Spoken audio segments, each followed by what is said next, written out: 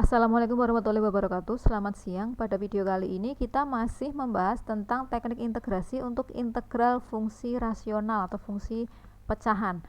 Ya, pada bahasan terdahulu kita sudah membahas bagaimana cara kita menyelesaikan suatu integral dari suatu bentuk pecahan yang penyebutnya dapat diuraikan menjadi bentuk faktor linier.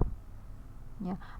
Pada kesempatan kali ini kita akan melanjutkan pembahasan tentang bagaimana jika penyebut dari fungsi yang kita integralkan itu berupa suatu faktor kuadrat. Ya, jadi bagaimana cara menyelesaikan sebuah integral di mana integralnya itu adalah integral fungsi rasional atau fungsi pecahan dengan bagian penyebutnya memiliki faktor kuadrat. Kita langsung melihat ke contoh soal. Ya, jadi seringkali kita menjumpai persoalan seperti ini ya, integral pecahan atau integral fungsi rasional di mana pada bagian penyebutnya ini sudah tidak bisa kita uraikan menjadi bentuk faktor linier. Ya, ini kan ada x kuadrat plus 1 ya, x kuadrat plus 1 tidak bisa kita uraikan lagi menjadi bentuk faktor linier. Kalau kita uraikan lagi nanti dia bisa menjadi akar negatif ya. Jadi kita terpaksanya bentuk penyebutnya masih dalam bentuk faktor kuadrat. Nah, ada dua macam bentuk faktor kuadrat ya. Kalau dalam contoh soal ini adalah faktor kuadrat tunggal karena hanya ada satu faktor kuadrat di sini yaitu x kuadrat plus 1. Hanya ada satu bentuk faktor kuadrat di sini ya. Untuk pembahasan berikutnya nanti akan ada bagaimana jika bentuk faktor kuadratnya tidak tunggal. Nah, sekarang kita bahas terlebih dahulu untuk yang tunggal. Misal di sini Anda perhatikan ada contoh integral 1 per x kali x kuadrat plus 1. Ya, ini kan fungsi rasional ya atau fungsi pecahan. Dan penyebutnya ini ada faktor linier dan juga ada faktor kuadratnya. Oke. Kalau kita menjumpai persoalan seperti ini, kita mendekomposisi bentuk ini dengan cara seperti berikut. Ya. Kita tuliskan terlebih dahulu bentuknya 1 per x kali x kuadrat plus 1. Nah, bentuk ini kita dekomposisi terlebih dahulu ya menjadi bentuk a per x plus bx plus c per x kuadrat plus 1. Jadi agak berbeda dengan pembahasan minggu lalu ya, bagaimana mendekomposisi untuk penyebut yang mengandung faktor linier. Karena di sini penyebutnya mengandung faktor kuadrat ya, yaitu ini x kuadrat plus 1, maka di sini kita menguraikannya. Di sini ada pembilang yang bentuknya bx plus c ya. Jadi ada variabel b, kemudian ada konstanta b, kemudian ada variabel x-nya dan c di sini. Ya, jadi ini mengikuti bentuk persamaan kuadrat. Ya, ini mengikuti bentuk ini, bentuk faktor kuadratnya. Oke, jadi 1 per x kali x kuadrat plus 1 sama dengan a per x plus bx plus c. Nah, di sini yang harus kita selesaikan apa? Yang harus kita selesaikan adalah kita ingin mencari berapa nilai a, berapa nilai b, berapa nilai c, sehingga nanti bisa terbentuk sebuah persamaan yang bisa terbentuk sebuah persoalan integral yang berbentuk serupa atau sama dengan bentuk integral dasar, dengan bentuk rumus-rumus integral dasar. Jadi lebih sederhana dan bisa langsung diintegralkan. Pertama kita mencari a, b, dan c terlebih dahulu ya. Dengan cara seperti apa? Kita hilangkan terlebih dahulu bagian penyebutnya, yaitu dengan mengalihkan kedua buah ruas ya, ruas kiri maupun ruas kanan kita kalikan dengan x kali x kuadrat plus 1. Jadi kedua buah ruas di sini ruas kiri kita kali dengan x kali x kuadrat plus 1.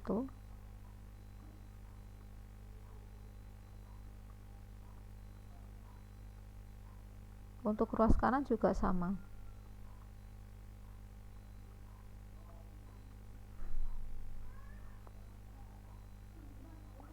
Ruas kanan juga sama, kita kali dengan x kali x kuadrat plus 1. sini ya. Oke, untuk ruas kiri tinggal dicoret-coret ya, jadi tinggal angka 1 saja. Untuk ruas kanan, makanya di sini akan menjadi 1 sama dengan A per X kali X kuadrat plus 1, berarti X nya hilang ya, atas bawah bisa dicoret, sehingga tinggal A kali X kuadrat plus 1, kemudian plus BX plus C per X kuadrat plus 1 dikali dengan X kali X kuadrat plus 1. Di sini berarti X kuadrat plus 1 nya bisa dicoret ya, sehingga tinggal BX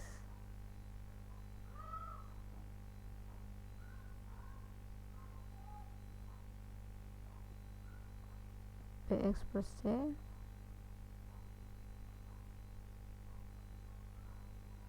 ya kali BX plus C kali X ya. Jadi tinggal BX plus C kali X. Oke, ini kita simpan terlebih dahulu ya, untuk kita lanjutkan ya. Jadi tadi terakhir kita dapatkan 1 sama dengan A X kuadrat plus 1 plus BX plus C dikali dengan X. Oke, kalau kita jabarkan lagi, ini menjadi AX kuadrat plus A plus BX kuadrat plus CX. Kita jadikan satu ya, yang mempunyai variabel yang serupa. Di sini AX kuadrat plus BX kuadrat plus CX plus A ya, A plus B X kuadrat plus CX plus A. Oke. Nah,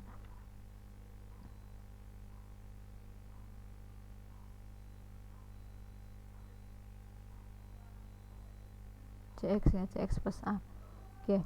Jadi kalau kita umpamakan ruas kiri di sini, ini adalah persamaan kuadrat, berarti kan di sini ada AX kuadrat plus BX plus 1 ya. Ya, ini kan mengikuti bentuk persamaan kuadrat kan seperti ini, AX kuadrat plus BX plus C ya. Di sini di ruas kiri di sini kalau kita analogikan dia adalah persamaan kuadrat, maka di sini adalah AX kuadrat plus BX plus C. Di sini C-nya adalah 1 ya. Dan di sini kalau tidak ada variabel X kuadrat, berarti di sini pasti A-nya itu 0 ya. Maka di sini itu A-nya 0. Kemudian variabel X juga tidak ada ya di sini. Berarti di sini B-nya juga 0. Nah, ini tinggal C-nya saja. C-nya 1. Ya. Sekarang kalau kita lihat ke persamaan di ruas kanan, berarti di sini A plus B ini kan dia yang mengandung variabel X kuadrat ya. Nah, di sini di ruas kiri kalau mau kita samakan ruas kiri dengan ruas kanan, di ruas kiri ini nilai X kuadratnya tidak ada, sehingga pasti konstanta yang berada di depannya itu pasti 0. Maka bentar, ini saya tulis dulu.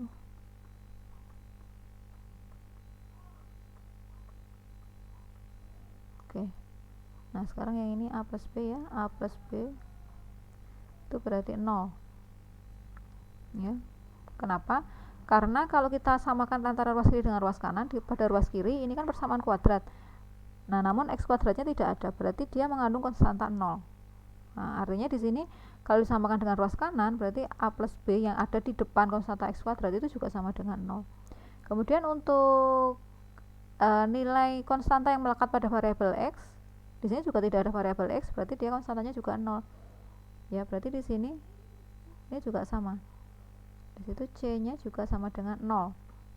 Ya, karena di ruas kiri itu tidak ada nilai variabel X ya. Berarti dia variabel yang konstanta yang ada di depannya itu pasti 0 kan, 0 kali X berarti 0. Berarti makanya nggak muncul di sini. Kemudian tinggal bagian konstanta saja paling akhir di sini kan ya. Nah, A di sini ada nilainya, yaitu berapa? Kalau disamakan dengan ruas kiri, A itu sama dengan 1, sama-sama konstanta. Ya, A sama dengan 1. Nah, ini kalau kita masukkan ke persamaan ini, A plus B sama dengan 0, dengan nilai A-nya adalah 1 plus B berarti sama dengan 0, maka B-nya adalah min 1. Sehingga kita sudah mendapatkan ya, kita dapatkan di sini nilai A adalah sama dengan 1, B-nya adalah min 1, dan C-nya adalah 0. Jadi kita sudah mendapatkan nilai A, B, dan C. Kita simpan terlebih dahulu ya, 1, min 1, dan 0. Sekarang kita kembali ke soal awal tadi. Ya, soal awal tadi adalah integral 1 per X kali X kuadrat plus 1. Ya. Dan kita mendekomposisikannya menjadi integral A per X plus Bx plus C per X kuadrat plus 1. Oke, nilai A nya sudah ketahuan tadi ya, nilai A nya adalah 1, berarti ini integral 1 per X plus B nya tadi min 1 ya, jadi ini min X iya, B nya tadi min 1 ya, betul, plus kemudian C nya 0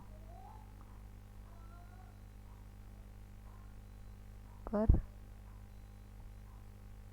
X kuadrat plus 1 dx seperti ini ya, itu menjadi integral 1 per X. Bisa kita pisah ya, ini kan ada tanda plus di tengah, berarti bisa kita pisah integralnya, integral 1 per X dx plus integral min X per X kuadrat plus 1 dx. Bisa kita pecah. Untuk bagian yang ini, integral 1 per X dx, ini sangat mudah ya, ini hasilnya adalah sama dengan ln X plus C. Nah, sekarang tinggal yang ini ya, integral min X per X kuadrat plus 1 dx. Biar mudah, minnya kita pindah ke depan saja ya, jadi min integral X per X kuadrat plus 1 dx. Oke, nah sekarang bagaimana dengan ini ya? Oke, kita sekarang menyelesaikan persoalan itu dulu ya, integral X per X kuadrat plus 1 dx.